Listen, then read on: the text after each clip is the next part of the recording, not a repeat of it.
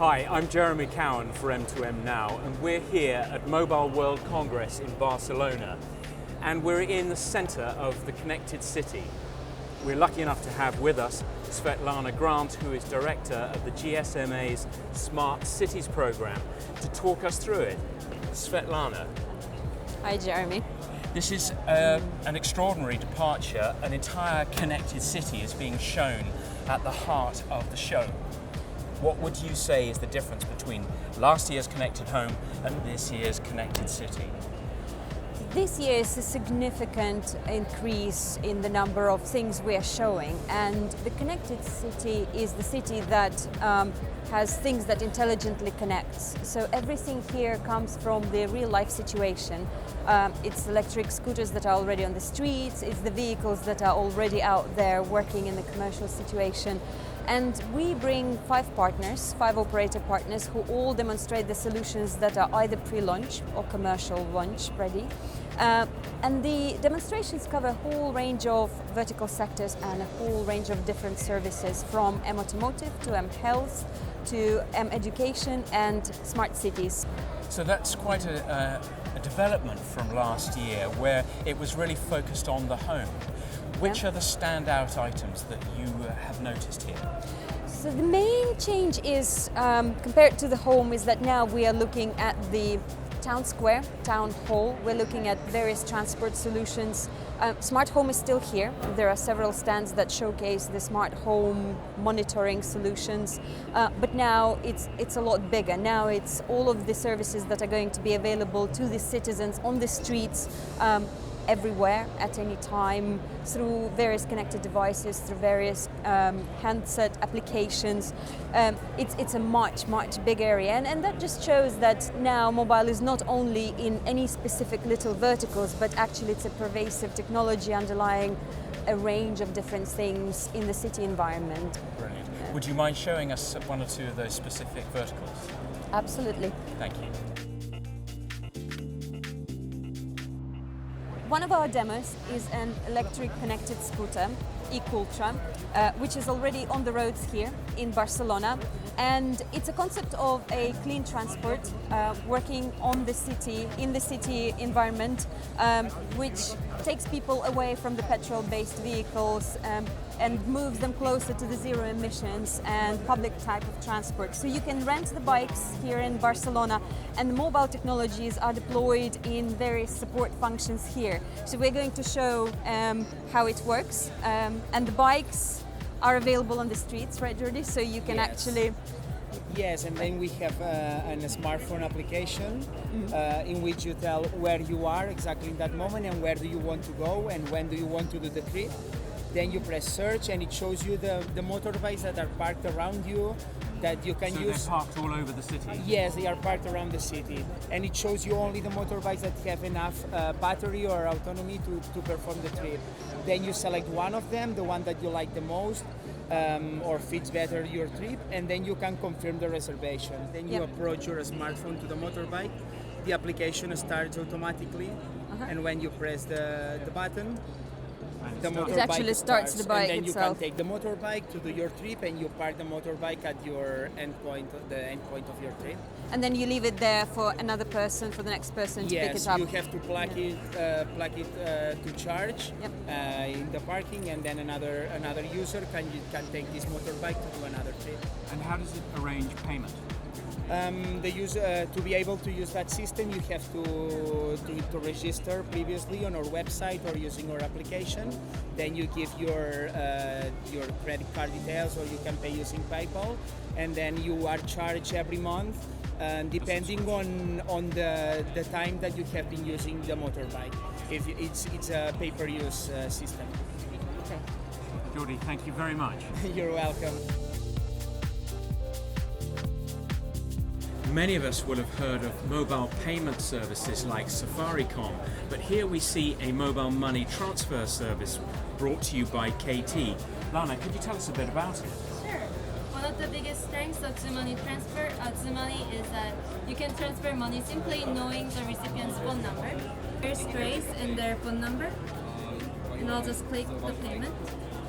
And from there on, all you need to do is just type in the amount of payment that you want to pay. Let's say you want to pay 12. And you can also type in a personal message as well. Say hi. And click money transfer button. Then for the safety reason, you'll be asked to type in the security passcode. As you see, it's all encrypted and kept secret. So it's really safe and convenient service. So once you do all the process, the transaction is complete. And this is Grace's phone, and the Grace should just receive 12 from David. So the money is taken from a mobile wallet held on your device. And what's the limit of the amount that can be transferred? It's about $500 US. Can you use this money transfer solution for small merchants, for people who sell things potentially coming to your home, or what are other applications for this transfer? Absolutely. This is where the Money payment comes in. So this is called Money sticker, and it has NFC tag and QR code embedded on it with the store information in it. So let's say I'm a buyer, and if I come to the store and take their NFC tag here, it automatically reads the store information. And then all you need to do here is just type in the payment amount, let's say 100, and click to pay. And you'll be asked to type in the password. Then the transaction is complete. So the buyer will receive a receipt, and this is the store owner's cell phone, and they receive SMS message of the transaction on a timely basis. So I would say one of the biggest strengths of Money is that it's really easy and cheap to implement, because unlike other payment services where you need other payment POS, so it's all you need is this little paper, I would say. So this is really convenient for street sellers or small store owners. We also have an application in education, and Renee is going to tell us something about it. Renee. Hi. Hi. My name is Renee, and this is Keyboard. And Keyboard is an education robot. Oops. And children can learn English or math through this robot. And also it has fun content such as storybook or game. And also we try to make connected city with this education robot because it has an NFC card. So let me put this NFC card here so I can make a video call to my mom. And tell us more about the education aspect. Education aspect. Children can learn English or math or whatever they want because we have more than 10,000 contents related to education. And what age group is this aimed at? 5 to 13, I think. And is it already in use in Korea? Yes, and it's really popular in Korea. And tell us about the cost of the service.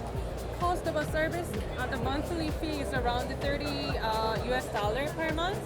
So compared to any other, gaming or storybooks or any other education materials, the price is quite reasonable. And the children can initiate the education for themselves. They can start it all on their own. Yes, because everything is really easy. They can start by themselves. I guess this becomes a bit like a family friend. Yes, that's why I call it nanny robot. Daddy robot. Nanny robot. Daddy robot. Nanny robot? Yeah. It's lovely, thank you. Thank you. Thanks, Renee. We're still in the connected city, and now we're on Qualcomm stand where Roy Ashok is going to describe a little bit about the augmented reality possibilities. Roy, would you be able to tell us a little bit more about this? Sure, Jeremy, thank you. So augmented reality is a technology that allows you to visualize the real world and interact with it in new and fun and engaging ways. Qualcomm's Vuforia platform allows developers to build augmented reality applications for both Android and iOS. Today we have more than 45,000 developers who've built more than 3,000 applications. And here are some examples of applications that have been built by our developer community.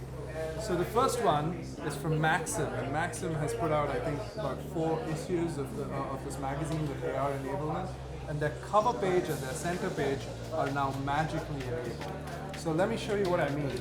So you simply start up the Maxim Motion application, and then when you point at the cover page, you'll see how we bring a completely new experience of a behind the scenes of this particular model. You get to experience it just like a model. That's remarkable. What is enabling this to happen? Sure. There's a couple of things, Jeremy. First and foremost, with Vuforia, what you can do is we can recognize this image, and once you recognize this image, we allow you, we give you the capability of putting the virtual content, in this case a video, right on that object. And that's the magic, is when you can put that video on the real world object and it sticks to it and doesn't move around. That's when you get that really beautiful user experience. Is this just a tablet app, or is it for smartphones as well? It's actually available for all Android devices going back all the way to Froyo or 2.2, so on phones and tablets, and for all iOS devices on phones and tablets too. You've talked about Maxim and the magazine application. What other applications does it have? Sure. So here's one by Ballard Design. Ballard puts this catalog out, and you can buy all kinds of home furnishings.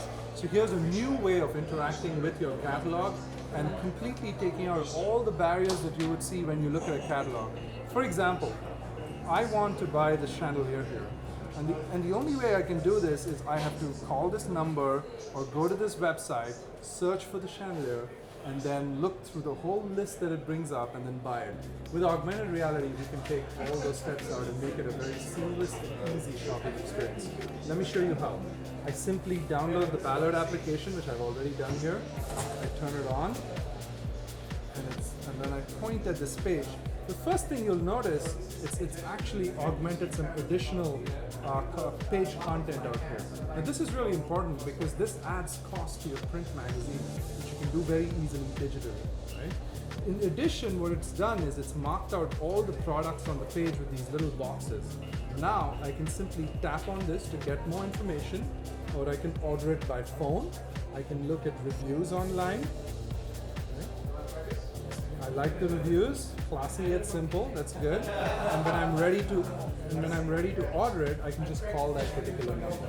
Now that's really powerful, you know, I don't have to now go and search for it in the traditional sense.